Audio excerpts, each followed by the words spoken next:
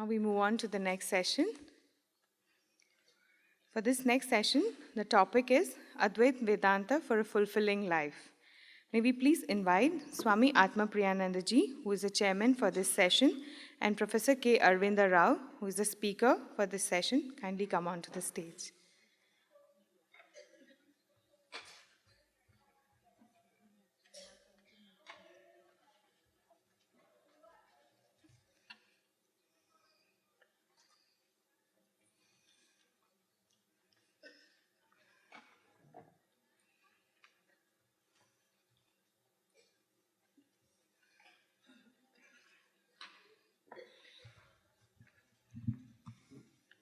It is our honor and pleasure to have Swami Atma Priyananda Ji with us today. Swami Atma Priyananda Ji is currently serving as the Vice Chancellor of Ramakrishna Mission, Vivekananda University. He received his PhD from the University of Madras, India, in theoretical physics for his work in particle theory and has a number of research publications in reputed international journals. Inspired by Ramakrishna Vivekananda ideology, he joined Ramakrishna Order of Monks in 1978 and was posted to Ramakrishna Mission Vidya Mandir at Belur Math. His research interests are widely varied, including consciousness studies as taught in the Upanishads, Swami Vivekananda's educational vision for character building in the youth, and harmony of religions as lived and taught by Swami Ramakrishna. Swami Atma Priyananda Ji travels all around the world participating in various religious and educational seminars, symposia, colloquia, workshop, and conferences. Welcome, Swamiji. And it is my honor to introduce the speaker of the session, Dr. Arvinda Rao Ji. Dr. Rao Ji was born in a village in the Anantapur district in Andhra Pradesh. He completed his undergraduate and MA degrees in Anantapur from SV University. He joined the police service in 1977 and since then has worked in 5 districts as Superintendent of Police and as Commissioner of Police, Vijayawada. He has worked in several capacities, including intelligence, anti-corruption, and as Director General of Police, Andhra Pradesh, from which he retired in June 2011. He completed his doctorate in Vedanta in 2011 and has published several books on Vedantic topics in English, Telugu, and Sanskrit. Dr. Rao Ji writes blogs and articles on Vedanta that are published by the Advaita Academy, and recorded classes of his can be found on livestream and YouTube. Now, may I please request Swami Atma Priyananda Ji to introduce the topic. Om yo brahmanam vidadhati purvam yo vai vedanscha prahinoti tasmai tam hadevam atma buddhi prakasham mumukshurvai sharanamaham prapadye nishkalam nishkriyam shantam niravadyam niranjanam amritasya param setum dagdhendhanamivanalam Om sato ma sadgamaya tamaso ma jyotirgamaya mrityorma amritam gamaya avirāvirmayedhi rudrayatte dakshinam mukham tena mam pahi nityam Om shanti shanti shanti Om shakti samudra samutsatarangam darshita prema vijrumbhitarangam samshaya rakshasa nasha mahastram yami gurum sharanam bhava vaidyam advaya tattva samahita chittam projvala bhakti patavrita vrittam karma kalevara madhuputa cheshtam yami gurum sharanam bhava vaidyam naradeva deva jaya jaya naradeva. My very respectful salutations to all the Swamiji, Pujya Swamiji, Gurudev Ji, and all the sannyasins and sannyasinis present here, and all the great scholars of Advaita, not only theoreticians but practitioners of Advaita, and the eager aspirants who have assembled here to listen to Advaita and to be enriched. As was discussed in the morning by several speakers, Advaita is a very peculiar kind of philosophical as well as religious doctrine which pervades the entire life and can unite almost impossible people. A police person united to a physicist. That is what Advaita can do. And when I was very much amused about our speakers, the police background, I was reminded of the Antaryamin within, who is a great policeman, sitting within, policeman or policewoman, now gender is very important now. The police person sitting within the Antaryami, who is watching every one of your movements, your thoughts, your actions, your whispers, and all the time giving you guidance from within.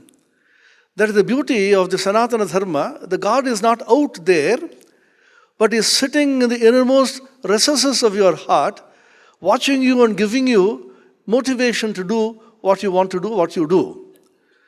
All of you remember the Kena Upanishad, how it begins.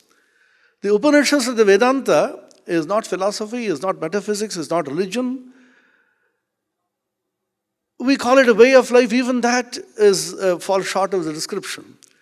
It is just a series of answers to certain profound, simple questions that we ask, and the simplest answers compounded and the simplest answers compiled is called the Upanishads of the Vedanta. What could be more simpler than asking, when I open my eyes, how do I see?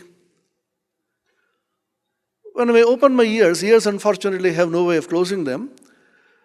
I always very pity the poor ears. The eyes, when I don't like you come before me, I can close my eyes. But when I don't like what you speak, when you don't feel like listening to me, you can't close your ears.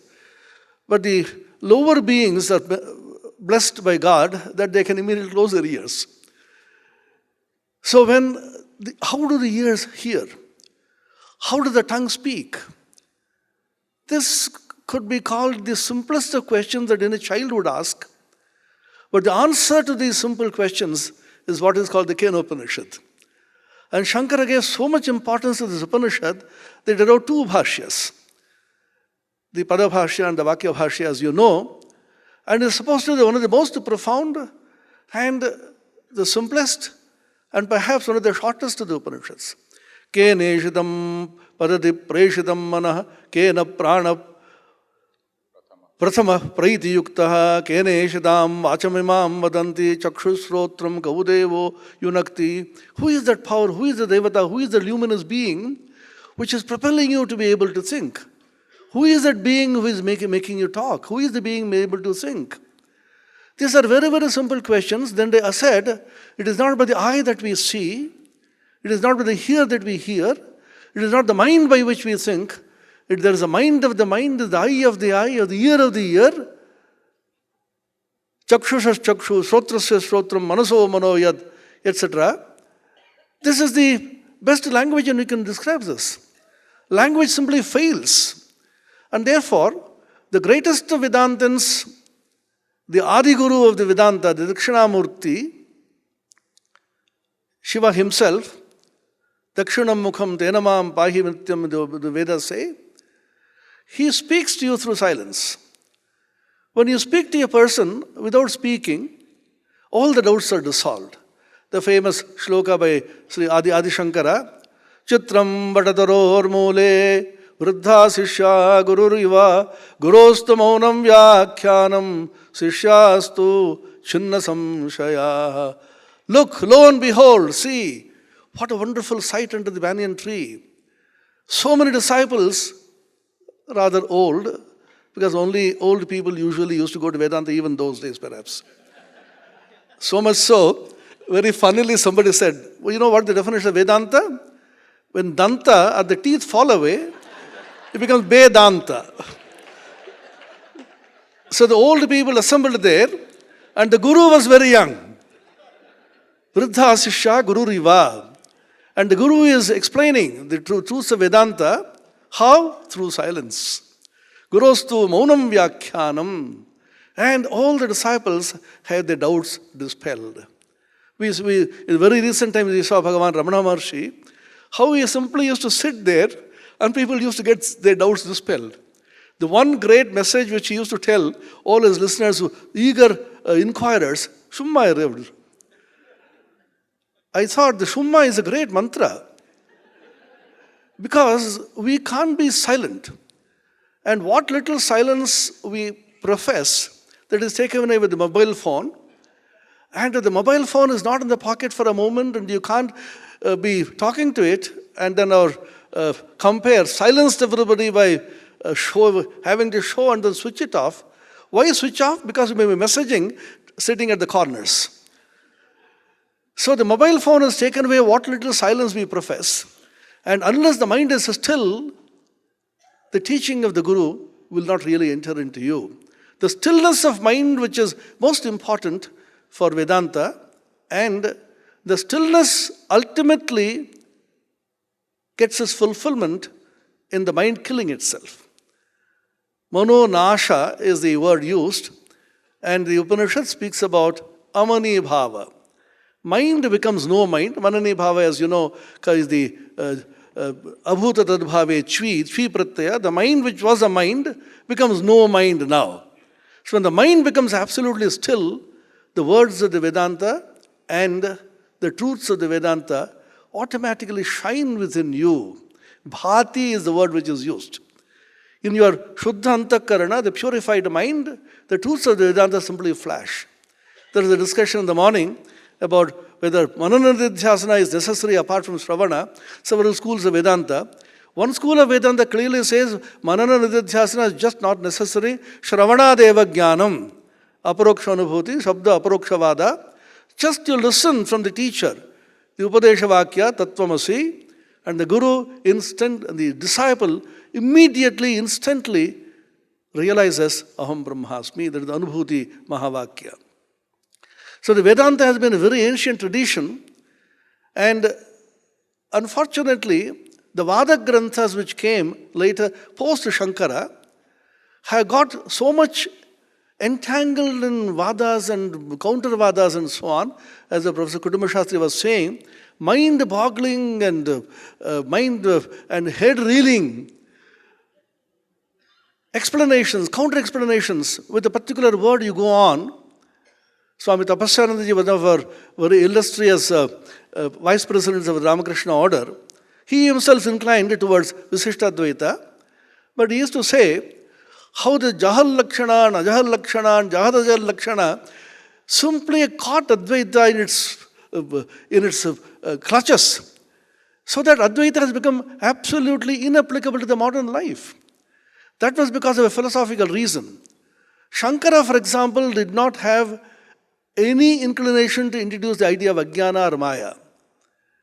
Shankara's position is Brahman alone is the supreme ultimate reality, and we are that reality. Very simple logic. If the ultimate reality is the Brahman, it has to be infinite. Because if it is not infinite, it has to be finite. If it is finite, it has to be limited. If it is limited, it is conditioned by time, space, and causation, and therefore it is subject to destruction.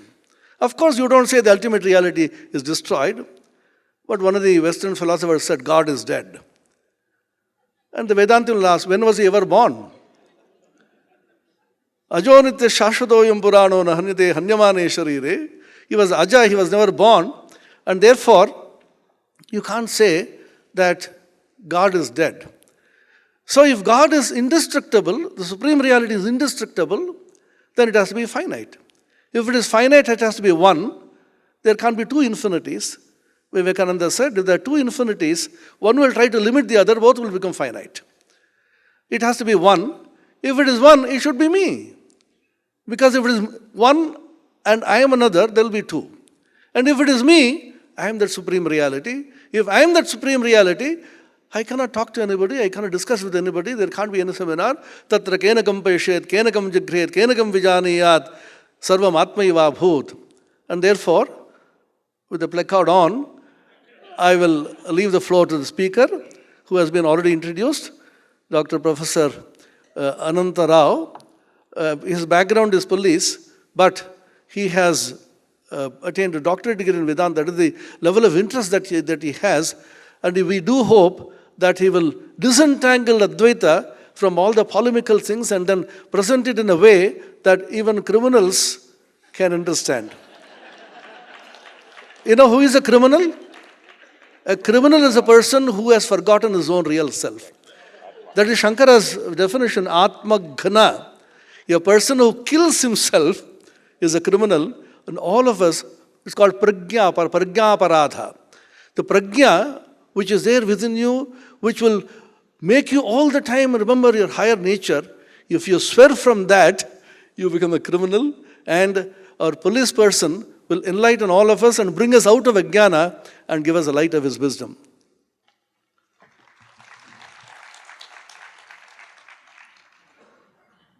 Om Sadashiva Samarambham Shankaracharya Madhyamam Asmadacharya Paryantam Vande Guru Paramparam.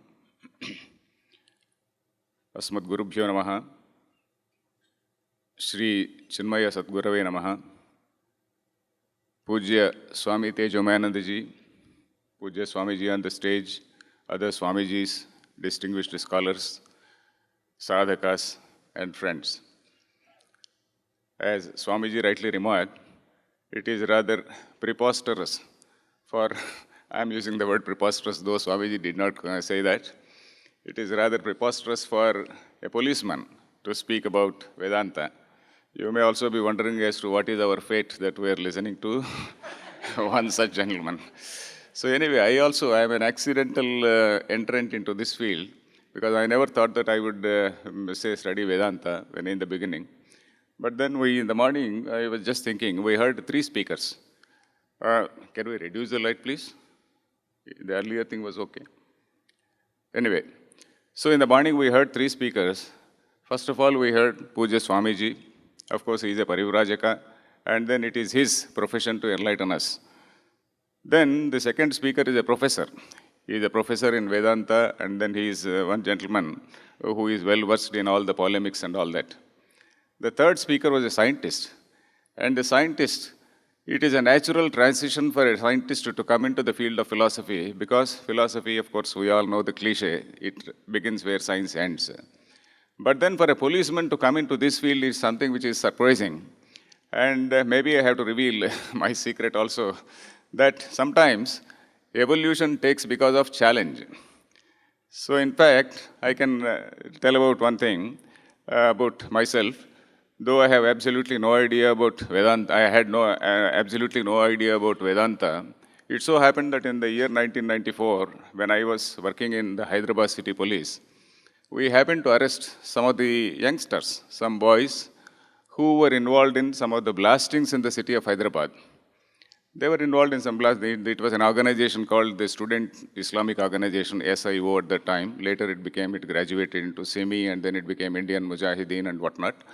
So those people, when we were interrogating them, they had the courage, they had that, not merely temerity, but that courage of conviction to say, ours is a very, very superior religion.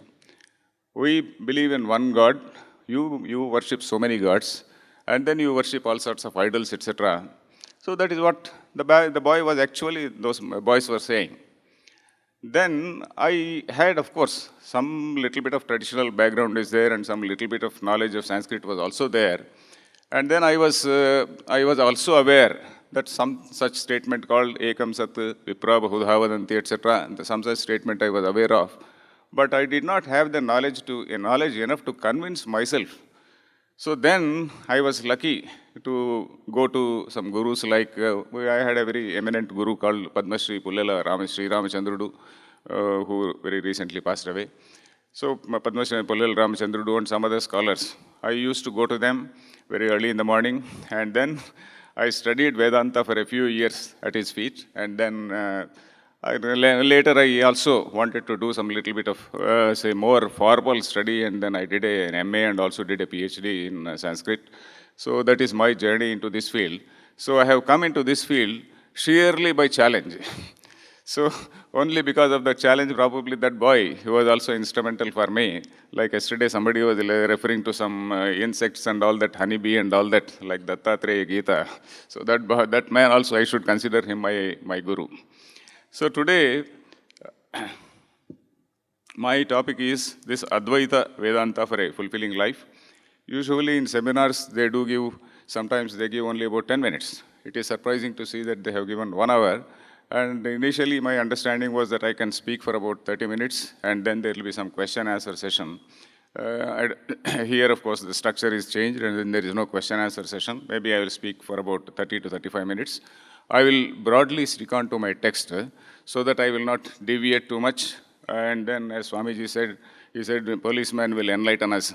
So my way of enlightenment may not be up to the mark. So I will broadly try to stick to the text. So, but this subject, as I see, Advaita Vedanta for a fulfilling life, is a rather very interesting topic, which actually demands that I should go into the very core of what exactly is Advaita teaching. Because I have to identify what is this Advaita vision, and I should also talk about what is a fulfilling life, and then I have to see how what is the connection between this Advaita Vedanta and this fulfilling life, how such vision leads to a fulfilling life, etc. Because we all know that any knowledge gives us some, say, philosophy of life, or rather attitude to life, or it actually leaves us some impressions or vasanas, as we call them, and then it determines our future action. So that is what any knowledge does. But this Advaita Vedanta, similarly, it also gives a vision. It also gives us some knowledge which will bring about some transformation in our life. So that is what we see. So I have to discuss as to what sort of vision this Vedanta gives, and the way in which it gives, and also how such vision leads to this fulfillment. So, and then we have to see what exactly is a fulfilling life.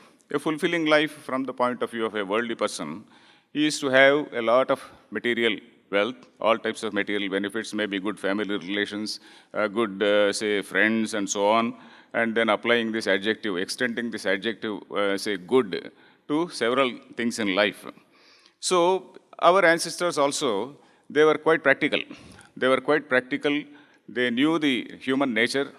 And then somebody cannot always be at the great philosophical epistemological heights. We should also take into consideration the common man, his aspirations and all that. So they evolved a structure of these human goals called dharma, artha, kama and moksha. Of course, we know the meanings of all these things. I will not elaborate on these meanings because they are all fairly known to us. So we also know one more thing, that this artha and kama, these two are sandwiched between dharma and moksha. So which means that our primary requisite is dharma, a righteous conduct, and then through that dharma only, dharma dhanapetam, dharmiyam, that is what Shankaracharya says. So in that process only we have to achieve this artha and kama, and that should be, these two things should be in accordance with this dharma only, and it is only then that will lead to it will give a preparatory ground. They will not directly lead to moksha. A righteous conduct and then all that, it will not directly lead to liberation. It prepares the ground, as in the morning somebody was saying, it contributes to the purification of mind which is needed, a tranquil mind which is needed, that is the prerequisite for further pursuit. So say a proper pursuit of this dharma, artha and kama, they will build up some vasanas which are conducive for the final goal called moksha. So this, basically, in our tradition, is the accepted idea of a fulfilling life, a fulfilled life or fulfilling life, whatever it is. A fulfilled life also we can say that. Then, of course, somebody in the morning was also referring, because I am not, most of the Advaita Vedanta concepts, they have been covered. I am not going to say anything new, so I may be repeating also. So in the morning, somebody was saying, Kimaham papam akaravam, kimaham sadhuna karavam, kimaham papam akaravam iti. So one gentleman in Taittiriya Upanishad, that gentleman is an archetypal human being, we can say. He says, why I did not do good things in my life, in my early part of life, and why I did all undesirable things. Kimaham papam akaravam iti. So why did I do all these things? So this is a test for what exactly he means by a fulfilling life. Because every one of us, whether we are well read in philosophy or not read in philosophy, we have some idea of what is good and what is bad. That is what our Gayatri Mantra also says. Gayatri Mantra in that shloka form, Dhiyo Dharmadi Gocharaha. So every mind is so structured that we have got some intrinsic knowledge of what is good and what is evil. So, Kimaham Papam Akaravam, Kimaham Sadhuna Akaravam. Why I did not do any good thing? That is, we also listen to some people at very old age, they will say, oh, I should have learned Sanskrit in my early days. So many people say, oh, I should have read Ramayana, or I should have read some Mahabharata, or I should have read some other thing. Particularly about Sanskrit, I hear most people say, I have made a great mistake of not learning some Sanskrit. So these are all certain things we do here. So these are expressions which show that there is something which is still wanting. In spite of having so many other things, they still want that this knowledge is very, very important. This knowledge, all said and done, that value for knowledge is very much there in our minds. So this sort of regrets relating to some omissions and commissions. So such regrets show that this person has some idea about a fulfilling life and how his life itself is not very fulfilled. And we are not sure how our rishis, they evolved this Vedic vision of oneness, because it is a surprising thing. It is a surprising thing because our ancient India, as we call it, it is Bharata Varsha, as we call it, Bharata Varsha and Bharata Khanda. And this Bharata Khanda was so vast, extending beyond this present day Afghanistan, that is Gandhara Desha, Kandahar. Of course, Gandhari is our heroine in, say, Dhritarashtra's wife in our Mahabharata. So the land was so extensive. And then the rishis were also there, scattered in so many different places. And all these people, and they were actually thinking like the modern day scientists. Because they had no agenda. They had no agenda to establish a religion. Of course, there was a religion which was also simultaneously existing in the society. But these are the people who went into seclusion, who went to forests. May not be forests also, even they might be, there are some rishis, many rishis who were family people and then who were Mahashala, who were teaching thousands and thousands of students. Okay, we had that structure, but these are the people who had absolutely no agenda to establish an organized religion, to say this is what it has to be done, this is what is the ultimate truth. They were not having any such agenda, but then they were interested in knowing about what exactly is the nature of human being, what exactly is the nature of, what is the connection between the human being and the world, and what is the nature of the ultimate reality. So these are the things which our people were thinking about. So in fact, our methodology was tapasa brahma vijijñāsasva. It doesn't say, I am telling you, you have to jolly well listen. It is not like that. Tapasa brahma vijijñāsasva. Bhrigu goes to his father Varuna, and Varuna says, he only gives some sort of data. This is the equipment you have. Your mind is your own laboratory, and in this laboratory you have to think, and then you have to travel the journey yourself. I can't lead you. Even a father, it is something like leaking out a question paper of some IIT exam or some other exam. If it was possible, he would have done it. But certainly, this Brahma Vidya is something which is not possible even for a father to transmit to his son. Without the son going through the drill of Shravana, Manana and Nididhyasana. This gentleman, of course, he had done some Shravana also, but then he had not done this Manana and Nididhyasana. So, Tapasa Brahma Vijijñāsasva is the only method, and then this is what we find. And then the greatness, as I was saying, though these people, they were scattered in so many different places, they thought almost in unison. It is as though they were all, say they were discussing something like maybe conferences in those days, maybe. So something like that.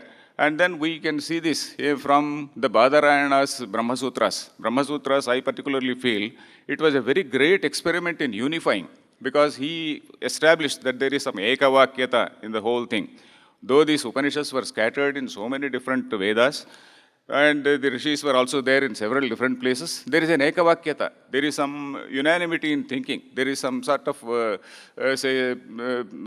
one-pointedness. So that is what he established.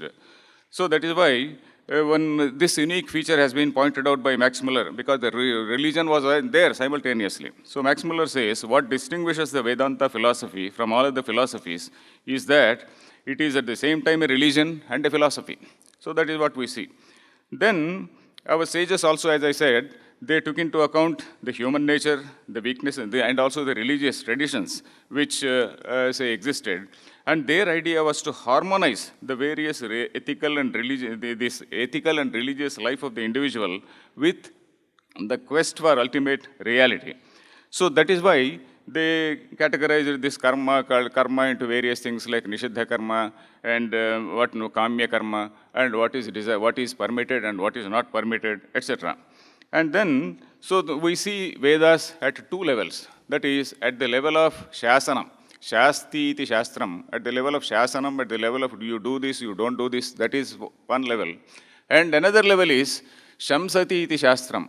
For a person who is a seeker, for somebody who wants to know what is it, oh, this is the ultimate reality, you please proceed in this way, and then you will reach that. So, Shamsati iti Shastram. So, what we are discussing today, this Vedanta, is at this level, Shamsati iti Shastram. We are not discussing at the level of Dharma, Artha and Kama, we are discussing at the level of the other one, the absolute reality. So, we may now come to this main, word called Advaita vision. So, our basic source for this thing are the Upanishads. So, the very first mantra, for example, if we take the very first, the very concept of Brahman, the Brahman is the ultimate reality. We all know that for Vedanta students, even for beginners, I need not say that Brahma is not that four-headed Brahma, who is the husband of Saraswati and all that. Brahman is a technical term which we use in Vedanta to refer to the ultimate reality or absolute reality, as we say. And then the very definition is something which is surprising. For somebody who is new to Vedanta, there may be some youngsters, as Sri Sadananda ji or somebody said, only 15 minutes, sorry. So I'll just say, I'll just try to close. Not close, I'll try to abridge. So the very first line, for example, the definition of Satyam Jnanam Anantam, it says, this Satyam Jnanam, of course, there is a very great explanation, very elaborate explanation by Shankaracharya on that. And then Anantam. Anantam is something which is very relevant here, because that is infinite, and I can't exclude myself from the infinite. If I say that I am away from the infinite, I exclude myself from the infinite, I don't exist at all. Because there cannot be anything beyond that infinite. And if I still insist that I am outside that infinite, I am zero. So I have to be jolly well either part of it or the same thing. There are only two options. I should say that I am part of it or I am the same thing, like a wave realizing that it is not different from the ocean itself. So that is why the same thing continues in all the philosophy, in all the Upanishads. Another example is that Isha Vasyamedagam Sarvam. The whole universe, it has to be Isha Vasyam, Achadaniyam. That is, it has to be totally enwrapped by the concept, by the vision of Ishvara. The whole world has to be seen as Ishvara and nothing else. So that is what we see. Then Isha Vasyam also says, Yasmin Sarvani Bhutani Atmaiva Bhut Vijanataha Tasya Komoha Kashokaha. This is the status of a person who is having that Advaitic vision. So he sees that unity in all the beings. And then similarly, we have got another mantra which is very, very well known to us, that is Purnamadah Purnamidam Purnat Purnamudachyate. I will abridge it because there is already a placard. So this, Shankaracharya here points out in this commentary in Brihadaranyaka Upanishad, Purnasya Karyatmano Brahmanaha Purnam Purnatvam Adaya Gruhitva Atmaswarupaikarasattvam Apadya Vidyaya Avidya Krutam Bhutamatropadhi Samsargajam Anyatvavabhasam Tiraskritya. So you are discarding something and you are accepting something. You are discarding what is not your real nature and you are trying to identify what is your real nature. So whatever is avasishyate, kevalam brahma avasishyate, that is how he says in that. So if one realizes that the real nature of that this universe, which is usually called the effect of Brahman, as essentially the same as the all-pervading Brahman, which is that Anantaram, Abahyam, so that sort of Brahman. So then that is our idea of this Advaitic vision. So in brief, what exactly is this Advaita vision? That is, perceiving the whole universe as not different from Brahman. And the natural corollary of this is this Sarvatma Bhava, then a vision of oneness where you have got a sort of unconditional love for everything, unconditional acceptance of all the things. So here, and I should also say, how this vision of unity is attained. Scripture says, for example, we say there is a procedure called Shravanam, Mananam and Nididhyasanam. We all do. We all read lot many books. But in Vedanta, what very great Swamijis say, Mahatmas say, is that it is not enough to read Vedanta. In fact, even very, very brilliant people, if they read a Bhagavad Gita or any Upanishad, we will not understand. Simply, it is not an insult to our, say, brilliance or anything. It is so structured that there are so many technical words which have to be listened, which have to be heard from a teacher, not merely technical words. There are something relating to Anubhava and all that. So this is something, Vedanta has to be heard from an authentic teacher. So that is one thing, Shravana, Manana and Nididhyasana. And that itself is not enough. Mere Shravana Manana cannot be done by somebody who has not achieved that purity of mind. It has to be associated with this Atma Sanyama. So there are three things, as our friends were saying in the morning. One is that Karma Yoga, which leads to this, say what we can say, purity of mind or Nirmalatvam, as my guru used to say. There are two things which are required, that is Nirmalatvam and Nischalatvam. This Nirmalatvam or purity of mind is achieved by Karma Yoga by proper, that cooperative, say, endeavor, as somebody was saying, that cooperative endeavor, that is, I am not different from the cosmic, say, mind. I am acting in accordance with the cosmic mind, in accordance to the will of that cosmic mind. In other words, that is the Ishwararpana Buddhi. So that way, a seeker attains that Nirmalatvam, and then this Nischalatvam, or attentiveness, that unique, that say devoted pursuit. So that is achievable only by, say, Atma Sanyama and Yoga Sadhana. Abhyasa, Vairagya, Bhyan, Tannirodha, that is what we say. And this is, a common example is given for that. A common example is that of a lake. Suppose in the lake, the water should not be turbid, water should be clear, and there should not be any movement also, like movement of waves, etc. The water also should be still. There should be stillness, and the water should also be pure. It should not be a turbid water. So that is what a mind should be like that. It has to be first purified by the Karma Yoga, and it has to be associated with this Atma Sanyama Yoga. So this is what we see as the path for that. But as I said, this is merely a Bahiranga Sadhana. It is only something which is a preparatory ground which is there. And then after that, we have to jolly well do this Shravana, Manana and Nididhyasana. So for that, there are again practices which are given in, say, our Upanishads. The practices are our Vedic Upasanas. We all know about Upasanas, something about Upasanas. Again, I am addressing only the beginners, not the scholars in the front row. So, Upasana, usually we talk about somebody doing Hanumad Upasana, somebody doing Saraswati Upasana, etc. But the Vedic Upasanas are totally different. The very structure is different. The Vedic Upasanas are designed in such a way, they are supposed to expand our idea of our own self. For example, Om Bhur, say this Bhur Bhuvasvaha. That Bhur Bhuvasvaha, that Upasana, for example, it says, Bhurit yagnau pratitishthati bhuvaiti vayau suvaritya aditye mahaiti brahmani. This is something from Taittiriya Upanishad. It is a meditation in which this seeker, he gradually moves beyond his limited body-mind complex and realizes, as our Sadanandaji was saying, that he is an integral part. It is not as though he is somebody who has been suddenly brought out from somewhere. He is an integral part. He is not different from the macrocosm. This microcosm is not different from the macrocosm. So these are the exercises. So Bhur Bhuvasvaha. Similarly, there are so many say upasanas which we see in the Upanishads, which are designed to change our perspective about ourselves, to gradually discard our limited self. Even Panchakosha Pravilapa, that is another exercise. Then Panchakosha Pravilapa, which we see in the final Valli, that is Bhruguvalli of this Taittiriya Upanishad. And similarly, it has come into our daily life also. These upasanas we don't normally recognize. It has come into our daily life also. For example, Sandhya Vandanam is a very, very common upasana. It is not Sandhya Vandanam, it is a Sandhya Upasana. 3 times a day, we remind ourselves. We remind ourselves that we are not merely the body-mind complex, but then that Supreme Brahman which is reflecting in our consciousness is the same. The Supreme Brahman which is appearing in the form of Savita is the same Brahman which is reflecting in me. So that is what we say. Tat Savituhu Brahmatmane Hridayaya Namaha. There we also refer to Brahma, Vishnu, Maheshwara.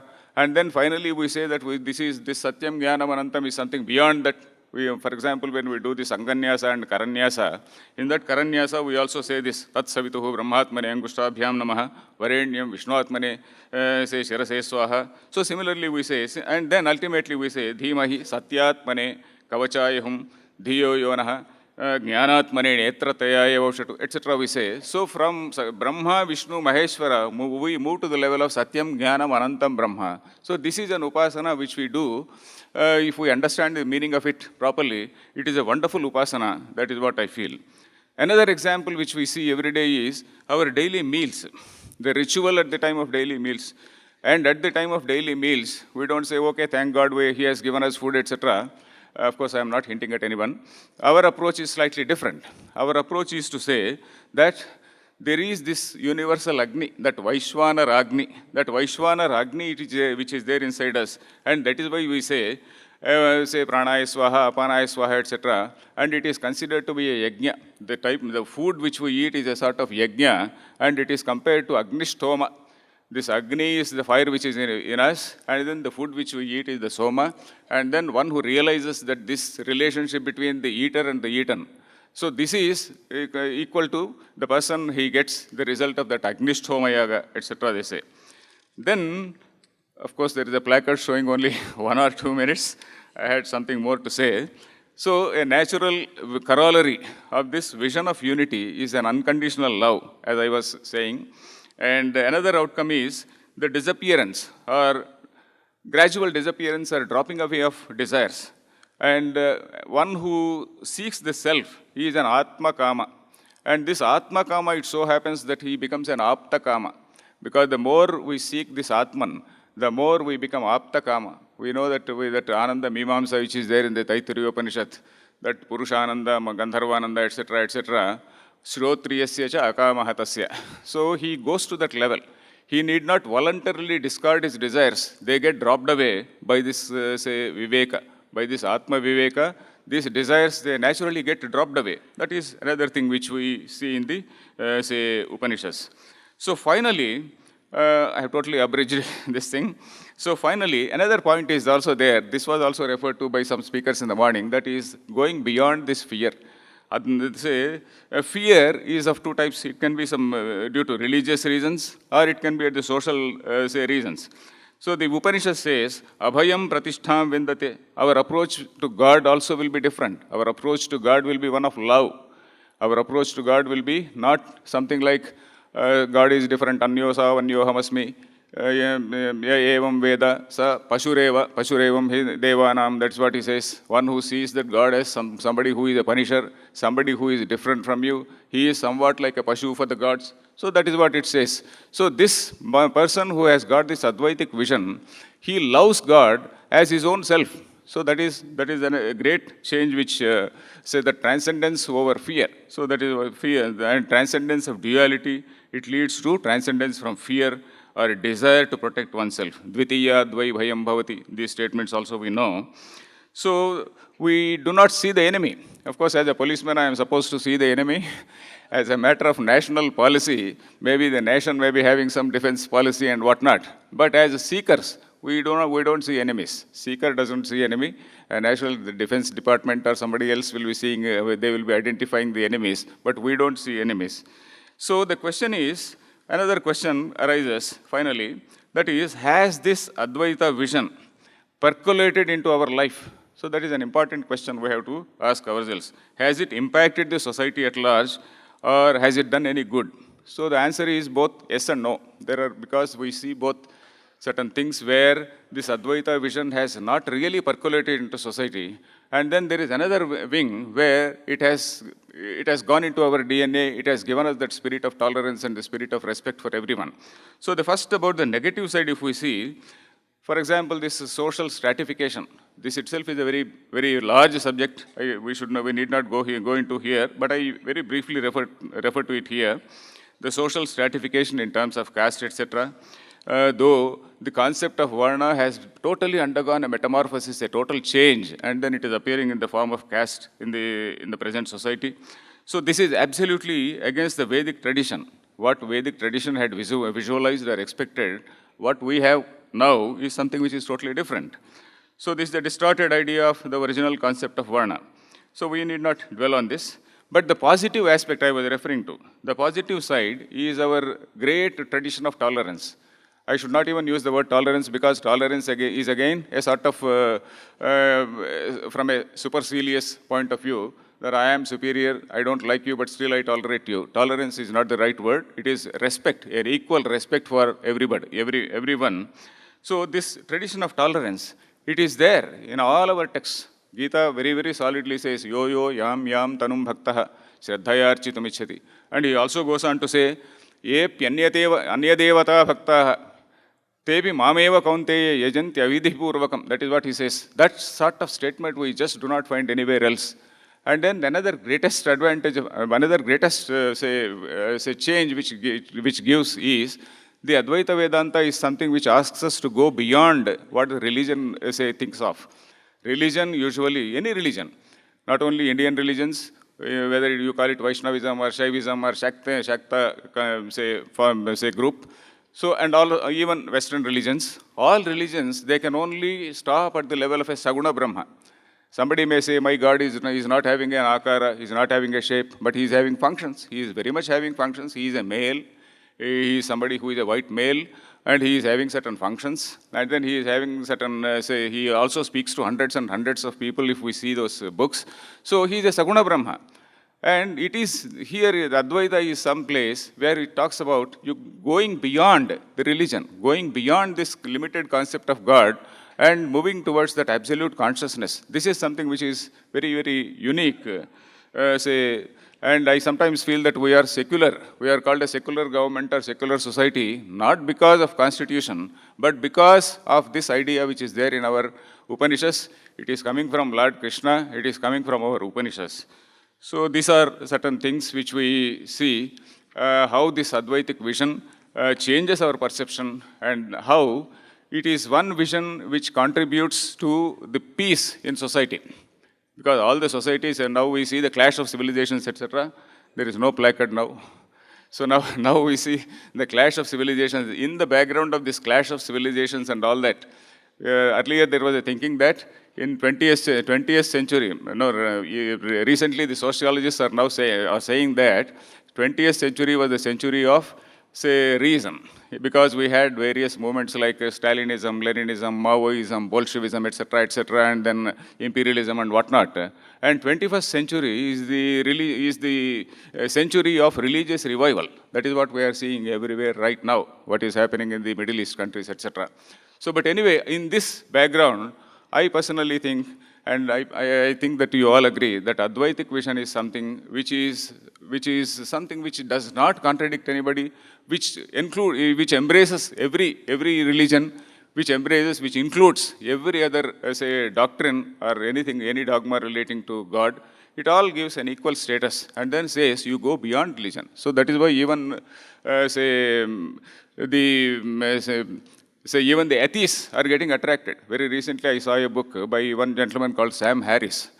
Sam Harris is a well-known, atheist, and he is from US, and then he has written a book called Waking Up.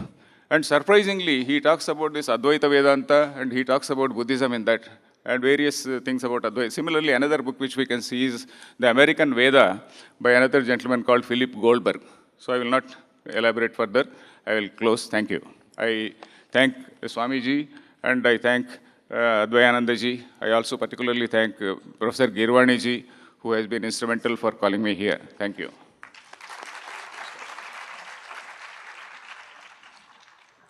May I request Swamiji to offer the concluding remarks?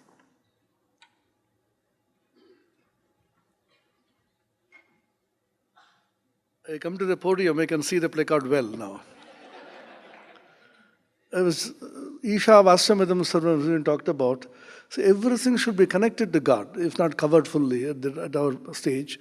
I was trying to see this gentleman says, the placard man be here. He has 3 placards, 5, 1 and 0. Because he can, 15, 10 is possible. So 5, we are living with Panchabhutas and Panchakarmendriyas and Panchagyanendriyas. When we are functioning with all that, then I will say 1. That means come to one without a second. And finally, it comes to Shunya, which is equivalent to Purna. So I'm trying to connect this placard theory. Now, we had a wonderful talk by Dr. Rao. I was just sitting and thinking, fulfillment of life and Advaita. This is the topic now. Why is it that we don't feel fulfilled?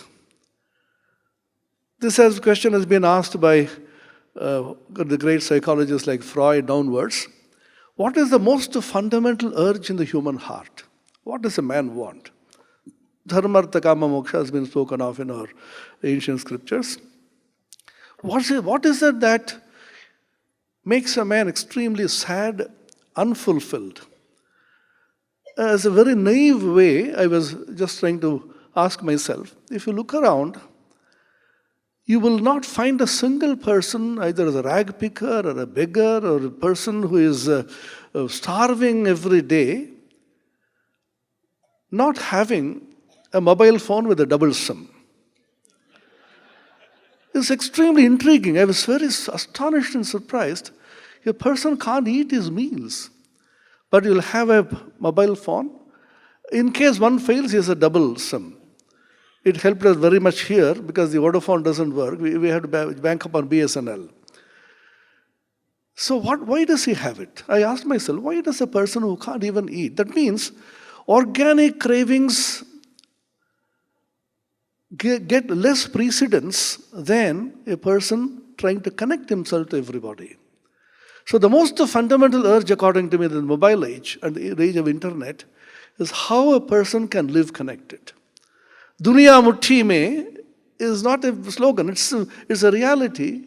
I want to be connected to the entire universe in whatever way possible. And if technology helps me to do that, I will go for the technology rather than eating my meal. So, connectivity to the entire humanity, connectivity to those whom I love, connectivity to people who I cherish in my heart is a great priority for me. This was spoken of in Vedanta long ago. This is not my statement. Swami Vivekananda, in his famous lecture in Madras, he said, I do not have to tell you, the graduates of the Madras presidency, that how science and physics has proved that even materially we are one. 1915, Einstein had the famous theory of general relativity, in which he proved, based on one principle by a philosopher in Germany called Mach, the Mach's principle, which says even materially we are one. It's an ocean of matter in which my body is only a small whirlpool. And Swami Vivekananda went to the extent of saying, Buddhas and Christs are but the waves of the infinite ocean which I am. It is a paraphrase from Ashtavakra, as you know. Mayyananda maham bodho ascharayam jiva vichaya ujjanti ghranti khelanti pravishanti svabhavata. In the infinite ocean of consciousness which I am, various waves are rising like the jivas and the worlds, even Buddhas and Christs included. That means I am that supreme consciousness all-pervading, and all that is happening out there is only me. So this connectivity not as an external forced connectivity, but a spontaneous connectivity in which I feel I am one with the entire universe. Physically, physics has proved we are one, and mentally, psychology has proved we are one.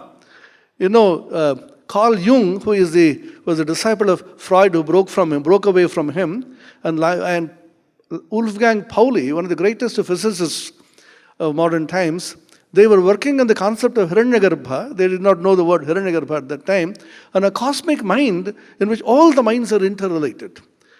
A time may come, we may not even need a full cell phone. I take a thought and put it there, it reflects through Hiranyagarbha and hits you. And you suddenly wake up and say, a thought from Hiranyagarbha. All that we do now when we are speaking, we are uploading all our thoughts into the cosmic mind called the Hiranyagarbha.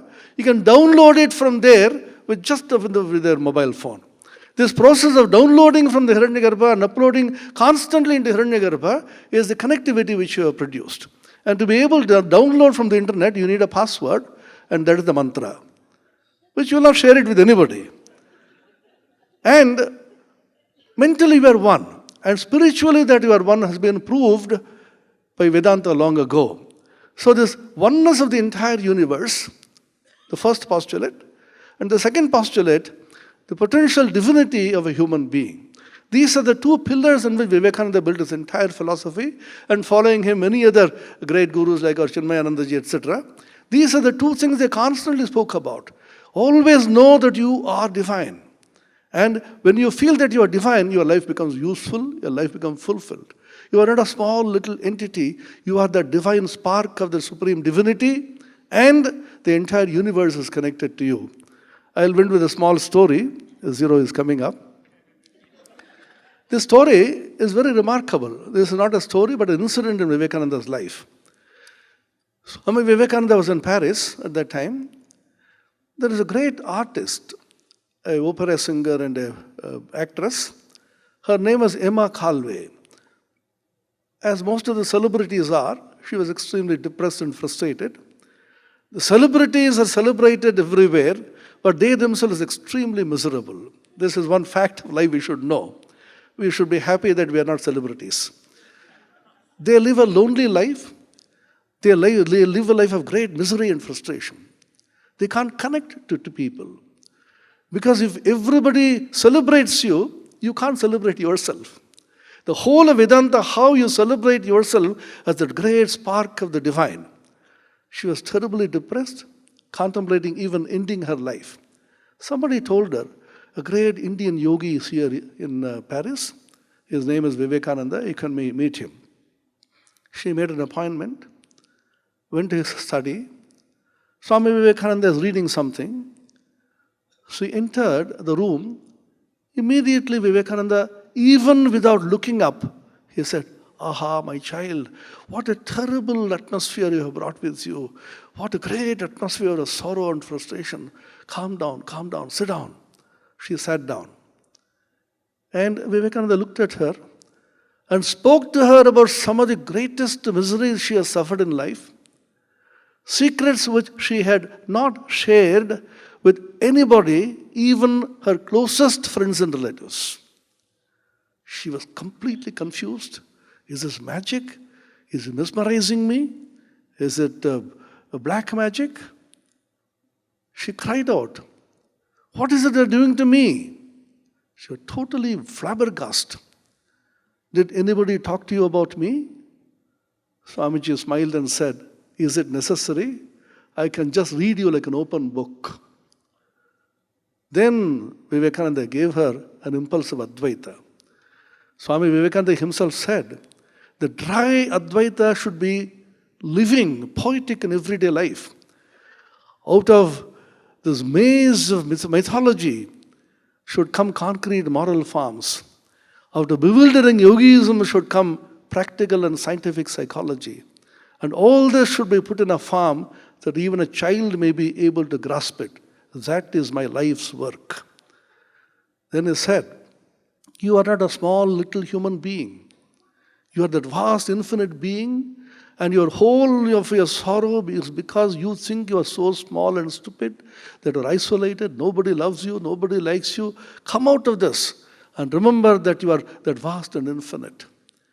That powerful impulse of Advaita, which Swami Vivekananda imparted to her, not merely in words, but in spirit, simply shook her completely. This woman felt as if her individual little ego was vanishing. She cried out, what is it you're doing to me? You're taking me away from me. To be able to lose yourself in the infinite is not easy.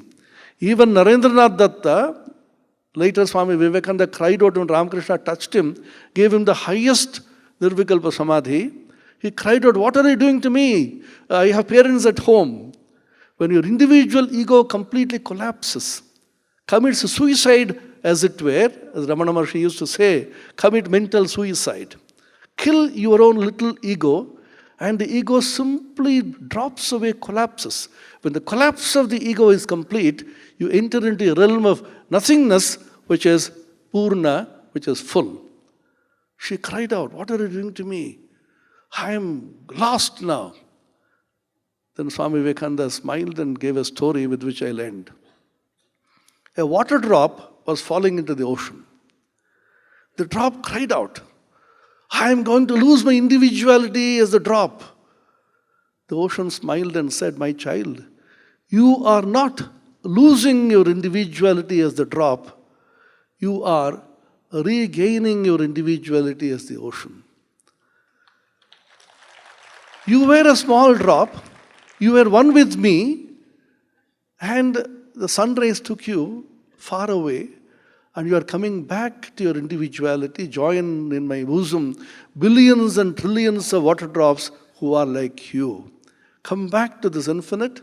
In the infinite is your rest. In the infinite is your fulfillment. In the infinite is your joy. The Upanishad says, Yad bhuma vai tat sukham na alpe sukham asti. In the small little finitude there is no joy. Only the infinite there is joy. In the Upanishads, the word dukkha doesn't occur anywhere. It's a very remarkable phenomenon. How the Upanishad Rishis never used the word dukkha.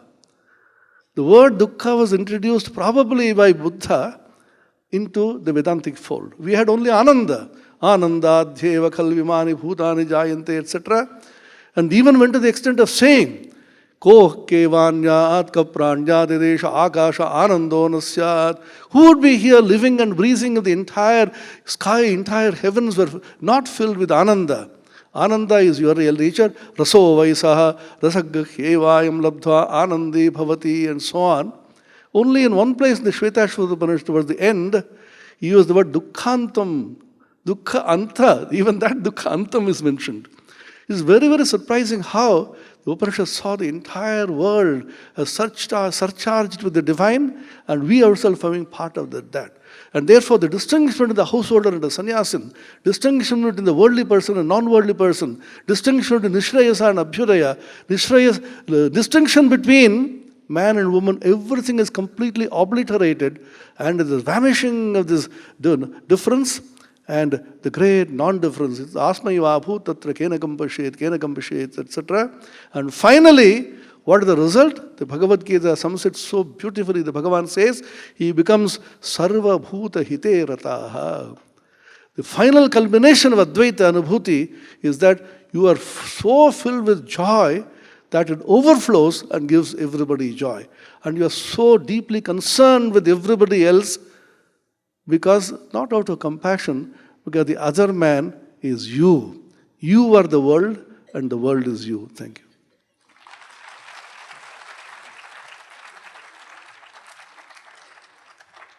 I request Swami Atmapriyanandaji to honor the speaker, Dr. Arvind Rao.